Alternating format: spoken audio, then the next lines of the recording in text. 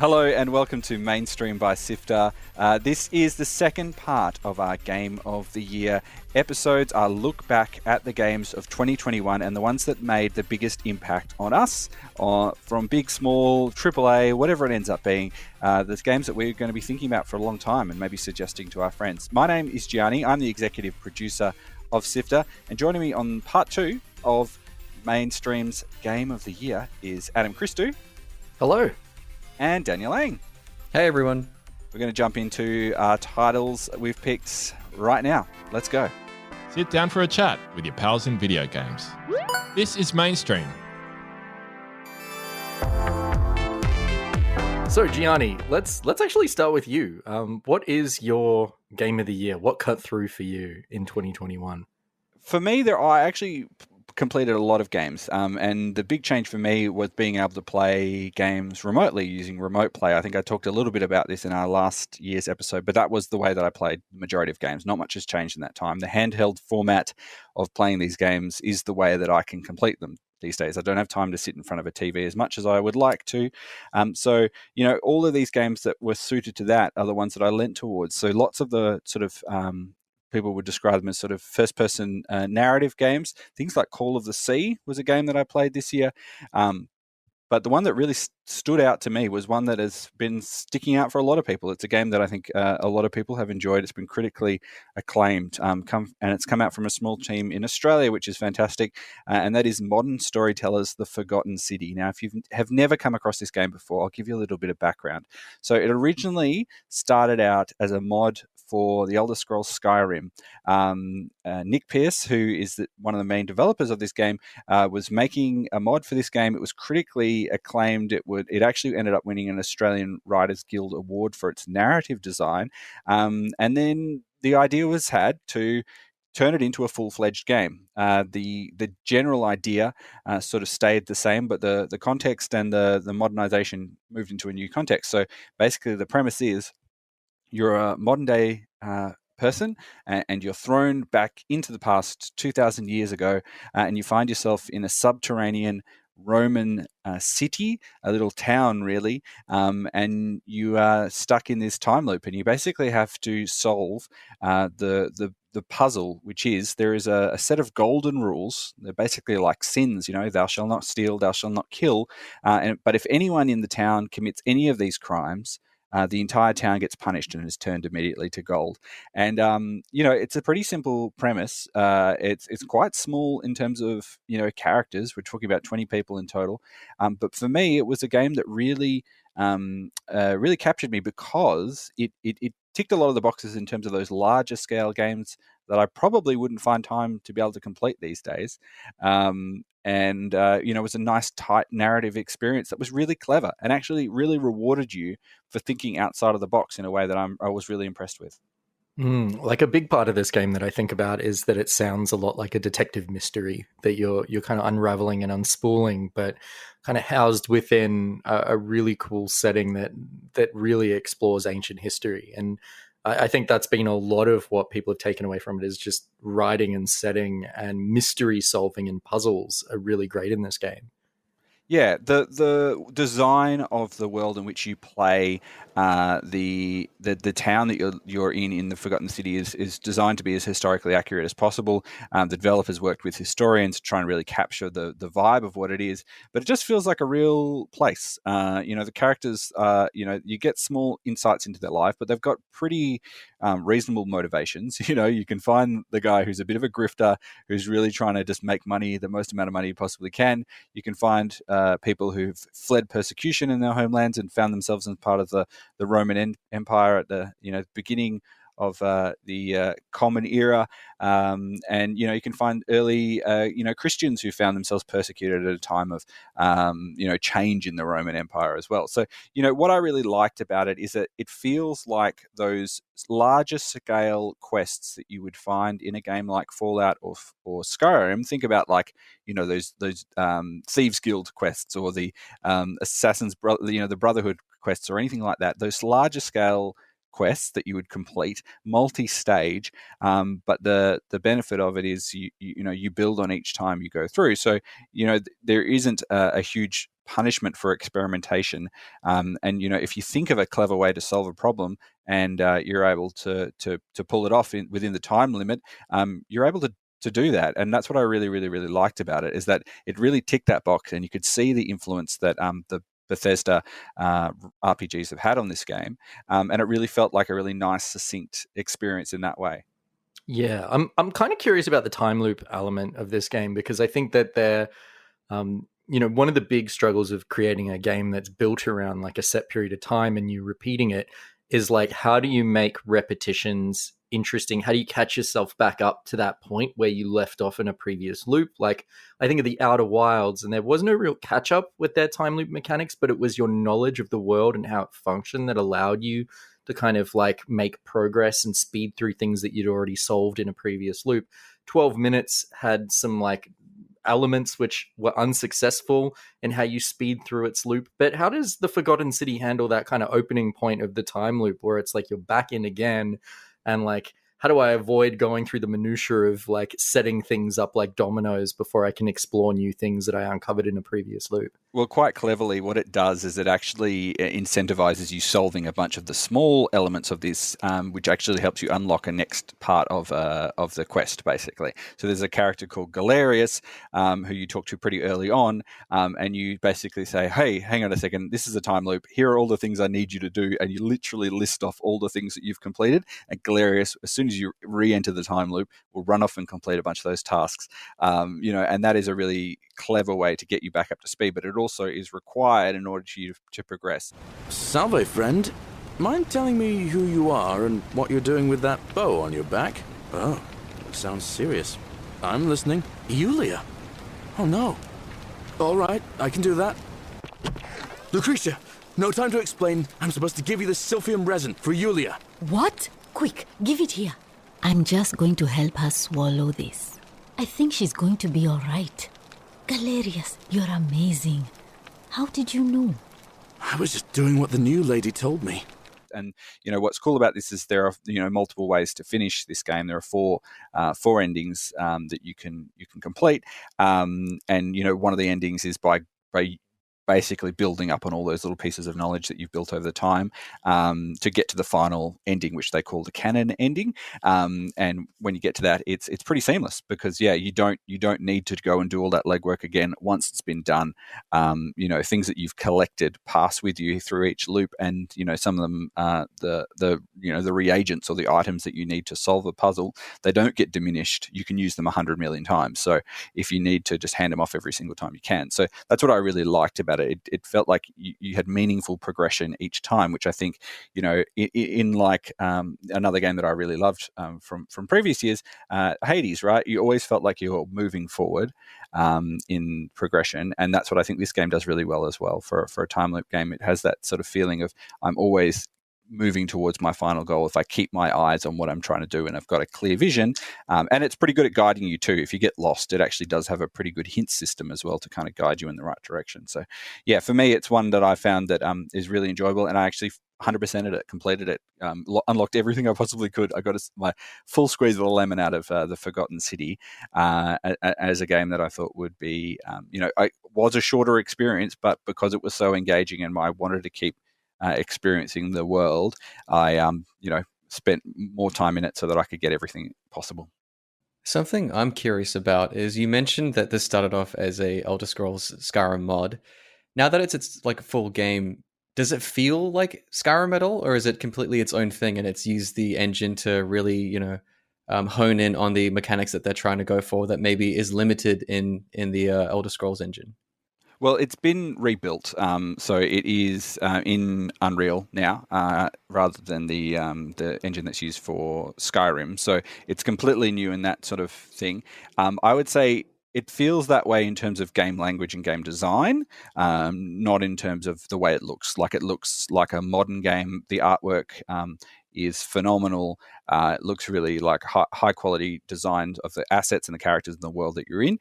So it feels very modern in that respect. In terms of just the way that the quest has been designed and the things that you would do, that would feel familiar to players who've played Bethesda's games before. So in that way, it's a really nice sort of stepping stepping off point, for example, if you're looking, if you quite liked that format of doing quests.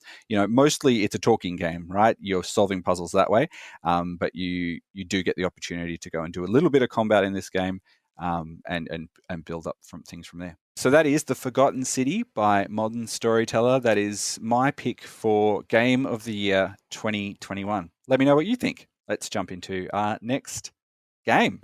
Articles to read, Videos to watch. and podcasts to listen to. SIFTER.com.au. Adam, you picked a game that we have actually spoken about on Mainstream before, and you sung a bit of the praises of this game. But all these months on since we first spoke about it, you still pick it as your top game of the year. Can you tell me, what did you pick for your 2021 game of the year? Yeah. So it's been a weird year. It's been a weird 2 years, and it's kind of hard to think about like what is game of the year, what has stood with me, what has like cut through like I guess the fog or the haze of the last 12 months, which have really felt in some ways like 24 months. I was reflecting back on things that I played last January and being like, oh my God, that feels like 3 years ago. And so I wanted to go with a game that I felt emotionally resonated with me, still stayed with me emotionally, and that when I was playing it, I felt fully consumed by, and it was the only thing I wanted to think about and the only thing I wanted to do for a period of time. And so I ended up picking the debut game from Shedworks called SABLE, which is a third-person exploration game set in a gorgeous sci-fi desert world with really beautiful artwork and design. It's very reminiscent of Mobius. And, I can't quite figure out at first why this game clicked with me so much. I think that it had a bit of that kind of like magic that Breath of the Wild tapped into, in the sense that like, here is a wide open place, many planes, many things to see and do. And you're fully free to go and just investigate and kind of, explore and unpack this world with your own pleasure and how you see fit. And that to me was something that I think I really needed when this game hit, which was kind of like smack bang during Melbourne's 6th lockdown, a very long one that kind of happened from August to October. And this game gave me a feeling of wanderlust, a feeling of exploration, a feeling of being in the outdoors, of nature, of environment, and of subtle, gentle storytelling that I really wanted. It kind of married in really nicely with like ideas around building a world and building characters that have interesting motivations, but allowing you the freedom to fill in gaps for yourself. This is not like a game that has a narrative that's incredibly dense. It's very loose and kind of free form. You play a young girl called SABLE, who is setting off on basically on her rite of adulthood. Her gliding is what they call it in this world. She gets gifted a powerful artifact that allows her to float, essentially, and kind of manipulate gravity, which allows you to kind of glide around the environment, which is how you'll explore. You climb and glide in this game, very similar to Breath of the Wild. And you're given like one very basic task, which is go out into the world and seek tokens. And once you have 3 of the same token, you can turn it into someone who will create a mask for you. And everyone in the societies of the world of SABLE wear masks that designate who they are, their identity, their cultural role in society, whether or not they're a farmer or a guard or an explorer or someone who likes to climb, or the list goes on basically.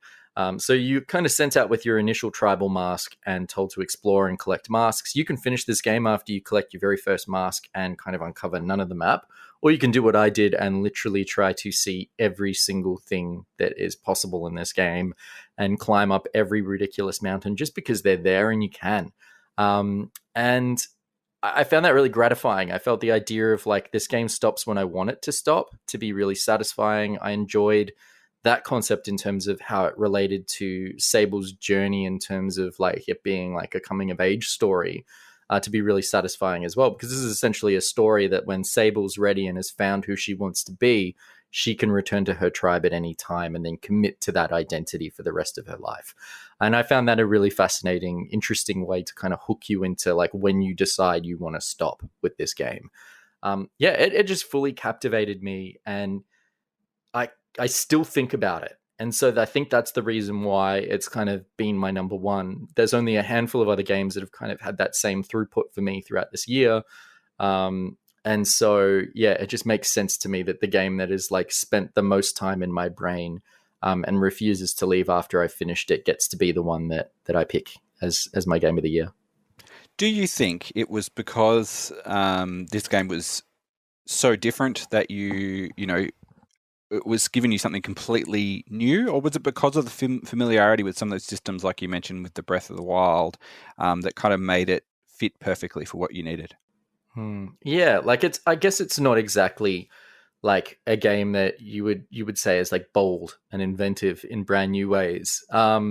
It takes the sums of parts of other things, the idea of like wistful exploration of Breath of the Wild, an open world that is actually full of interesting things and strange like things to pick up, or interesting story elements that unfold the world around you and make exploration worthy of doing, because it's about piecing together the world. All of these are ideas that have been explored in games like Dark Souls or Breath of the Wild or a billion other places. The kind of literary prose and use of narrative from Sable's perspective in conversations that you have with people is something that we've seen before in games too, but something that kind of lended I guess a sense of literary narrative that I really wanted in this game.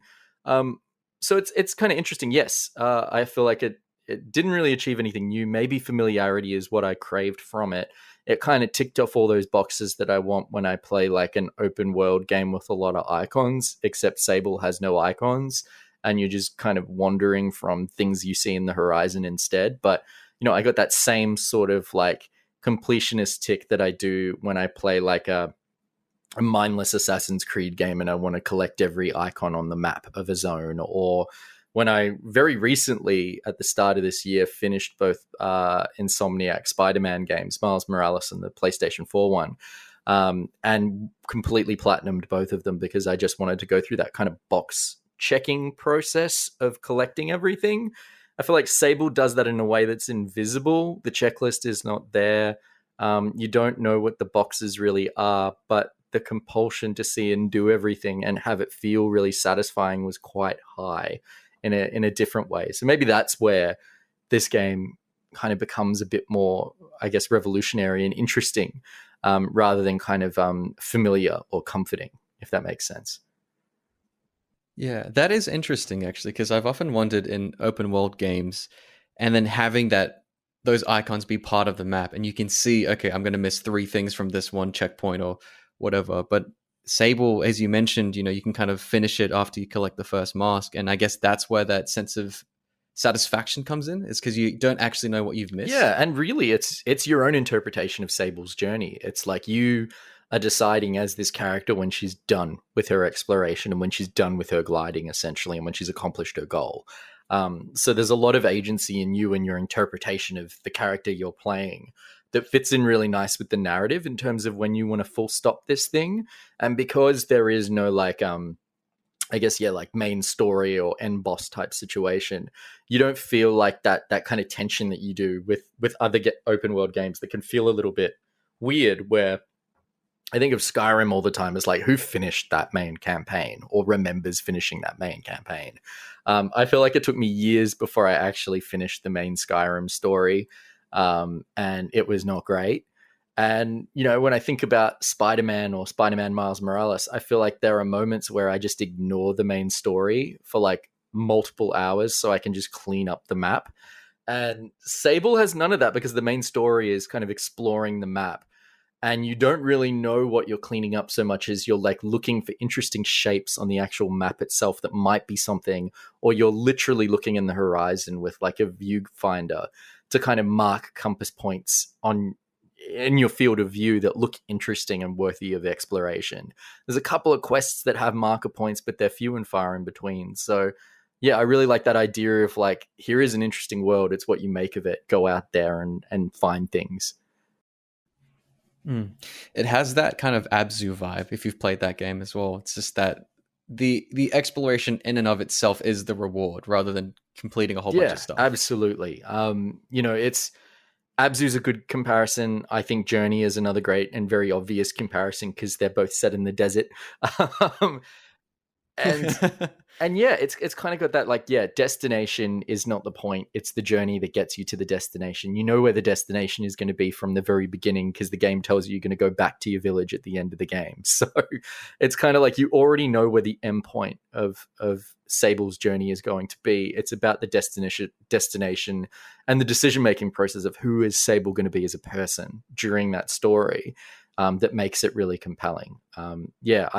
I can't get over this game. I think it's really wonderful. Bugs and jankiness aside, which none of it bothered me. It also has a brilliant soundtrack by Japanese Breakfast that I still think about. I think it's one of the best game soundtracks we've had in the last 12 months. So, yeah, great listening experience.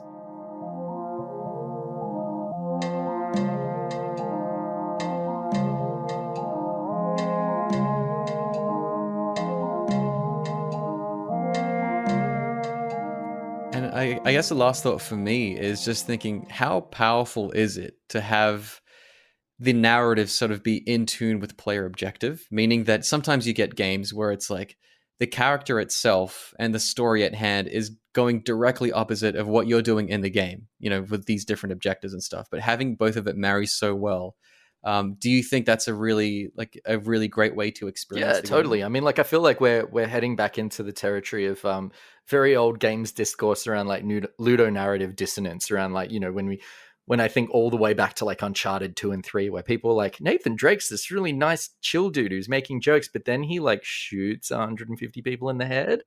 And it's nice that we're starting to get games that are playing around with, moving away from that idea. I don't necessarily think ludonarrative dissonance is a bad thing, though. Like, I'm fine with suspending my disbelief when I play certain games and like, and mow down dozens and dozens of people, and then my characters are not sociopaths. But it's nice to play a game like Sable that kind of fully commits to what it knows it wants to be and kind of leans into it really hard. So that's Sable by Shedworks. That's Adam's pick for 2021 Game of the Year. This is Mainstream. And finally, last but not least, Daniel, you've been pulling on your Mjolnir armor, jumping out of all sorts of different things. Can you tell me, if people haven't picked it up already, what is your pick for 2021 Game of the Year? My pick for 2021 Game of the Year is Halo Infinite. I didn't play many new games in 2021. I like to play a lot of old games, and then the Master Chief Collection was one of them. And when Halo Infinite came out, I jumped straight into that. And look, so my experience with the Halo franchise as a whole is I played Halo 1 probably a lot sooner than I should have. I don't even know like how old I was, 6 or 7 or something. I can't remember. But since then, it's been one of those things where I'm sure like many of us, we've grown up on Halo and we have the very strong attachment to it. I didn't play Halo 5. So I hadn't really been in touch with the franchise for a while until, like I mentioned, the Master Chief Collection came out on Steam. And I was playing through a lot of the campaigns again with my friend and my brother. And when Halo Infinite finally came out and I played it, I had that familiar feeling of just what it was like being a Halo fan in sort of like 2007 at the height of Halo 3 and then Halo 3 ODST and Halo Reach. Like those 3 games in particular were very, very influential on me. Not so much Halo 1 and 2, just because of, again, I was probably too young to understand what was even happening. But returning to Halo Infinite felt like coming home in a very strange sort of sense. And it has to do with the art style. It has to do with the gameplay tweaks that they made. It feels a lot better to move around and shoot things. And I don't know. It's just, it's, I've been thinking about it a lot as well. Just the whole narrative and how they made it and everything in there and the characters and what it means for the franchise going forward. There's some story stuff that is set up that I think is really interesting. I suppose the new bad guys of this game is the Banished. It's no longer the Covenant. It's still the same species of, you got the elites and the grunts and the jackals and brutes and everything like that. But it just feels like this is what Halo needed. And it also feels like 343 has kind of found their stride and has really started to hit it, because Halo 4 it was interesting for me, but I felt like it didn't really have that Bungie sort of thing that made it special. As Joseph Staten says, that like 30 seconds of fun. And I think now they've really managed to hone in on that, and it just feels good to play Halo again. What I am really curious about is, obviously this is ticking a lot of the nostalgia buttons for you, but the modern elements that they've introduced, where quite clearly they've been influenced by newer titles as well. How did the new abilities like, the grapple or the sliding and all of that sort of stuff fit into way that you understand what a Halo game to be and your play experience of that game? So since Halo 3, they started experimenting with equipment types. And if you remember, they had like the pancake, which was the trip mine, or they had the bubble shield and stuff. That was pretty iconic. But I think for this game, particularly in Halo Infinite, the grapple shot is kind of the star, and it just feels really good to move around. And especially because it's gone open world, you kind of need that extra traversal mechanic. And so for me, it makes like a lot of sense. It has uses in combat. It has uses in exploration. The other equipment types, not so much. Like you can still, get around using them. And particularly some of the boss battles, like you need to use all of the equipment. But I just think that I welcome it with open arms. And if you remember, when Halo Reach, added sprint, there was like a lot of community debate going around about the new modern elements that they were adding to it. And I think we've largely gone past that. Like sprint seems to be okay in Halo now. And the grapple shot just feels a very, very natural extension from it. I don't know. It's nice to use. It's really satisfying. Almost like the Leviathan axe in God of War, or swinging around a Spider-Man more, literally. Feels like it makes sense. Just like SABLE, in a way, this is a game that is open world, but it is populated with lots of little dots on the map, in addition to that campaign story that you can play through. Can you tell me what sort of things were you drawn to first, or was it just sort of a mix and match between sort of completing campaign missions and then, completing the objectives that are in this open world of Delta Halo?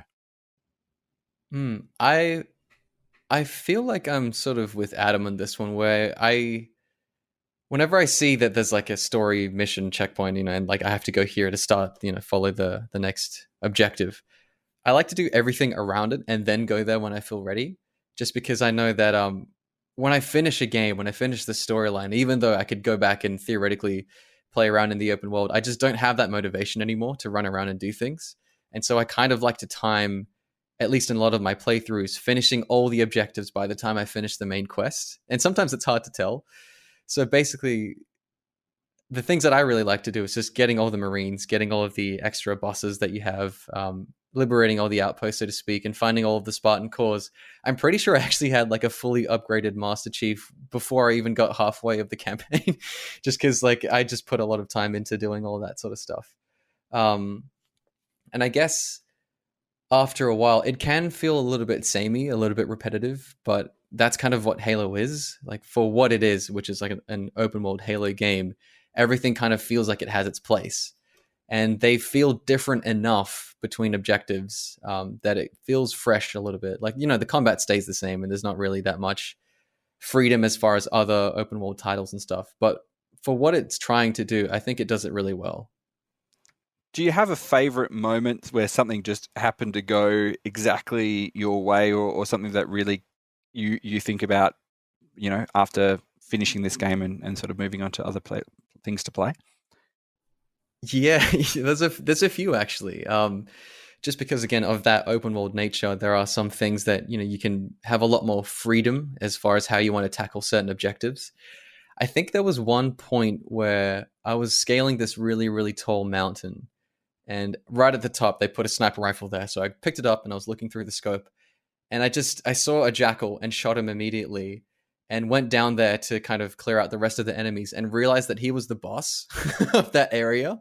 And I just didn't accidentally shoot him, but I got rid of him without thinking about it. And then just realized like, oh man, like there's so many different ways to approach this. And I could have gone in, with a Razorback full of Marines and jumped off with rocket launchers and destroyed him. But there's all these different little surprises that I have throughout the campaign that felt like the world was kind of alive in itself.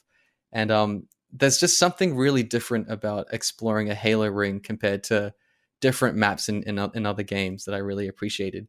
Standing really close to the edge and looking down and just seeing it go directly into the oblivion of space is really special.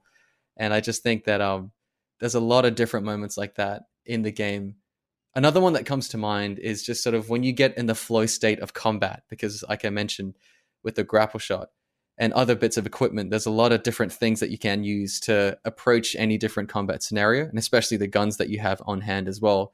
But once you really get into it and you're moving around and you're dodging and you're sliding and you're throwing down the shield and shooting the motion tracker around a corner and seeing there's like 5 enemies there, getting in those kinds of little moment-to-moment gameplay was really what made this game feel special to me. Who do you think this game is for? Is it for people with that nostalgia, or do you think there's enough in it that new players could come on and start to enjoy Halo for what it is? I definitely think there's something for everybody, new and old players alike. Definitely with the old players, that they've gone back to the original art style. That's something that I really, really appreciated. And seeing the elite designs again, especially Master Chief in his original armor, is really nice. And just the music and everything. But if you're new to Halo and you pick it up and play it, I think it's still going to feel good. Like the actual gameplay itself is really, really nice. Compared to other open world games, though, it might be lacking a little bit if you're expecting a lot out of this game. Like you might feel like a lot of the stuff feels a little bit repetitive, and just the little checkpoints are kind of there, which they are, but it's still just an excuse to go shoot more, aliens in the face. So, I mean, I enjoy that sort of stuff, but I do think that people can find enjoyment regardless of which side of the fence they are sitting on. So that is Halo Infinite by 343, and that is Daniel's pick for 2021 Game of the Year. You're listening to Mainstream by SIFTER. Visit us on sifter.com.au. So tell us what you reckon. This has been Mainstream by SIFTER. This is part 2 of our Game of the Year episode. If you want to go back and have a listen to the other half of the team and see what they chose, have a listen to that in your podcast feed right now. Mainstream, we normally talk about these games that we've been playing. Each week we will look at a title. Each episode will look at a title, and invite guests along to see what their experiences are with playing these games, and give you a bit of an insight into what these games meant to us and what impact they've had.